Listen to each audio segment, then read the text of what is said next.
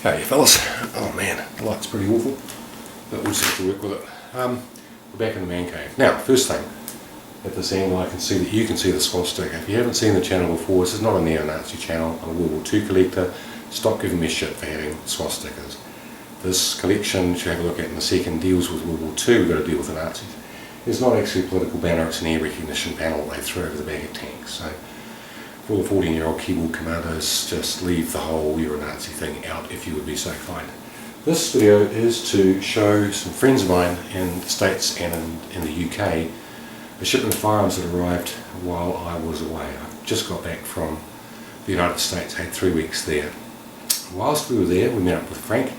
He took me shooting, and I'll put a separate video just showing the little bits and pieces that we got up to. But thanks Frank for that. We had a great time. I met a bloke called Brad who has a really good collection of handguns, particularly American Colts. Man, he did just a magnificent spread.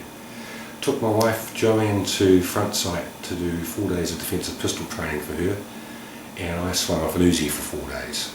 Another bloke, a friend of mine called Roger, who's a British nurse who now works and lives in the United States, donated me 2 Diamond memberships, so it didn't cost us anything, which was just awesome. Thank you very much, Roger.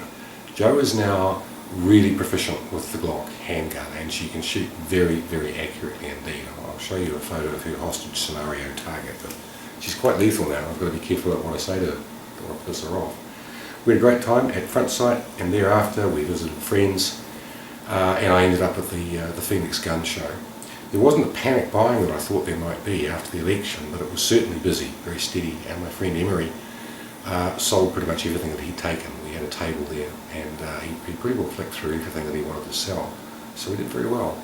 Bought a few items of militaria, which I'll talk about a bit later, but as I say, the purpose of this exercise is to show you the firearms that have rocked in, that I've been waiting for almost 2 years. They've come out of Russia via the UK and then been on shipped to New Zealand, where we were allowed to own fully functional automatic weapons if you have a collector's license, but we're not allowed to shoot them.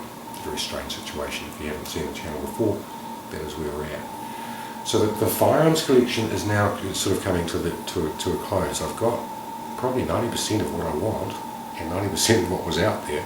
There's a couple more things, but I'm going to start moving away from the firearms now, because as I say, I've got what I want, and also I'm still a little bit anxious about the long-term prospects with the police.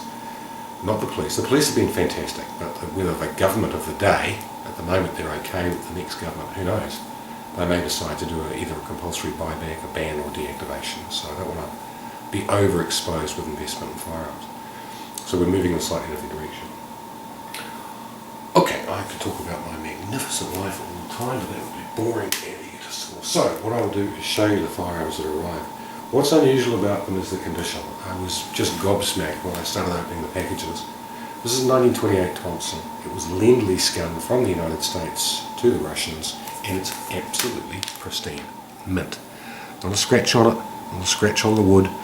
I don't think it's been issued or fired. I think it was shipped in its little crate, and it sat in its little crate for the last 60, 70 years until some mafioso decided that they could probably get some money for it if they got it out to the West.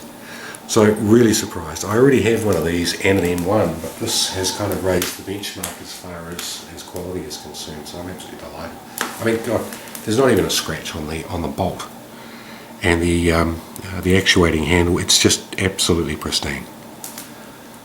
Very pleased about that, and I continue to be pleased because as I started ripping through the packages, pull this thing out. This is the PPS 43. It was one that was designed and manufactured during the siege of Leningrad. Those of you who know the history will know about the gun. Again, what sets this aside from other firearms of its type and era is the condition. This one was manufactured in 1944. I can't see any arsenal refurbished marks at all, and again, it is absolutely pristine. Given that it is a stamping and pressing sheet metal firearm, I mean, it's just in immaculate condition. I can only speculate that they made the things, they had so many of them, some were just not issued, they stayed in store and then were put into long-term war store. Never made it to Korea, didn't go to China, didn't end up in Vietnam. It's just sat somewhere in the old Soviet Union's massive war stores until it was liberated by some entrepreneurial Russian. There's a pistol here in the gut. See a lot of these in the United States, but we're lucky we don't have to mark them with importation marks. So again, 44 manufacture and absolutely pristine, unfired. Very unusual. It came with a great holster. All the firearms came with brand new minty magazines and period pouches as well. So boy, we did well. There's a machine gun on the ground I'll show you in a second, but along with that shipment there's something I threw in just for fun. We've got the M16A1. Always wanted one of these. I have the A2 and a Rock River A4, but I haven't got a select fire. I do now. This rifle was one that I trained with in the New Zealand Army. We had the SLR and the M16 as part of our standard infantry platoon weapons. And I carried this thing around for a very long time, so I know the rifle inside and out. I've always wanted one. Ex-British Army, possibly Parachute Regiment. If you want to get all excited, maybe it was handled by the SAS or the SBS, but probably either Parachute Regiment or Royal Marine Commander. Select fire. It's a service rifle, and you can see the wear pattern on it. The bore's not bad. It's not mint, but it's not bad, so all good stuff. Before I take you for a wander to see the machine gun, as I indicated, I'm moving away from the firearms because of the risk factor and investing quite heavily in daggers, Nazi daggers, high-end militaria items, the more iconic things that are very, very safe haven. I've got 5 or 6 daggers coming from Tom Whitman and a couple from Bill Shea in the next few weeks. I've just paid them off, so they'll be shipping as we speak. But a New Zealand collector, I won't give you his name, but he's well known and he's in all the books, decided he's going to start just releasing a few items from his collection. This is your standard issue Heer or German Army ceremonial dagger, but this is one of the special ones. It's a Damascus blade, made in here. Pattern made by a guy called Paul Dinger, who is one of the 2 top best known Solingen blade makers. The other guy being Peter Mueller. The Damascus is kind of the cream of the crop as far as the collectibles. There's a whole lot of rules to do with collecting daggers, but to have a Damascus is a reasonably big deal. And it came with this plaque, which was awarded to Mr. Dinger in 1932 for coming second in a free forging competition.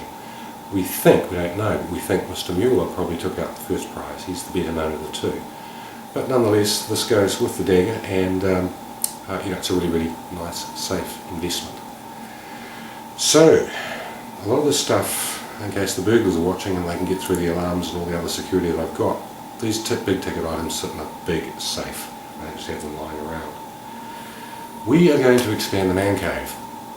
I got Joe drunk in America and in front of witnesses agreed that we could expand the man cave to Man Cave 3. If you have a look around before we go for a walk for these machine guns, you'll see that I've run out of space.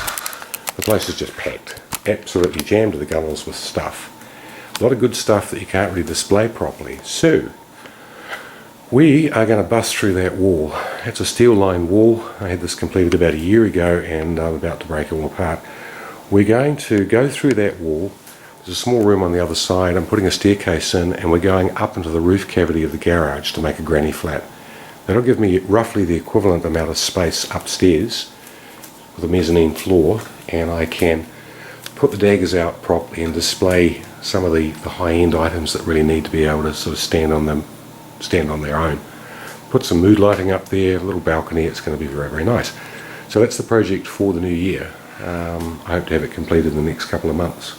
The man cave will get larger. However, don't listen about my fucking bullshitty life. What you want to do is see the guns. I fired one of these things. This arrived with the shipment. It's a DP-28M, 1944. All seem to be manufactured in 44. Came with magazines, and again, it's mint. I don't know if it's been refurbed. I don't think it has. I'll have to do some research on the marks, but I'm pretty sure it hasn't. So it's just absolutely pristine condition. It came in parts, and there was an awful lot of bad language used while I figured out how to reassemble it. I fired one of these with Jim in Texas, and Jim, if you're watching, I've got about 4 letters that I've started to write to you, but you'll be aware of this sale business. I'll give you all the details, but the story has just been changing continually for the last couple of months. So I will do a full letter to you and let you know what the hell's happening and when I'll be back to see you. Joe and I are back in America in March. We're going back for the Louisville Show of Shows, which is one of the big 3 or 4 American military shows. And as I say, the emphasis now is on buying iconic, high-ticket, high-price military items as an investment hedge. That's why I'm doing it. And we've got another big trip to Europe. I'm hoping to take Emery, my good mate Emery, across to Europe. This time, we went to Normandy earlier in the year. This time we're going to go to Italy. Gallipoli first, on the way, through Turkey, and then up to Rome, down to Monte Cassino, and then across to Anzio. That's kind of the outline of the trip. Also, just give a plug for Emery, my good mate Emery. Emery donated me 2 Mosin Nagants, Finnish Mosins, which people have been on me for years to get, and now I've got 2 of them. He also threw in a wonderful Springfield A3. I acquired a replacement World War II Garand for the one that the evil Australians destroyed earlier in the year while it was being shipped to New Zealand. And I got to have Eyeball G41, which has been sitting in the States for the last couple of months. We purchased that as well. All these have been shipped to Washington State. There's a dealer there that does all the American clearances, gets receipt of the New Zealand Customs and Police clearances, then ships them. They should be back down this part of the world in about 8 weeks. So that's it, fellas. That's the update. That's what I've been doing. My friends, that's the guns, and the next time you'll see me I'll be out in the boat diving. But before then I've got to hit the gym because I've been eating American food for 3 weeks and doing no exercise. Hope you're all well. Talk to you soon.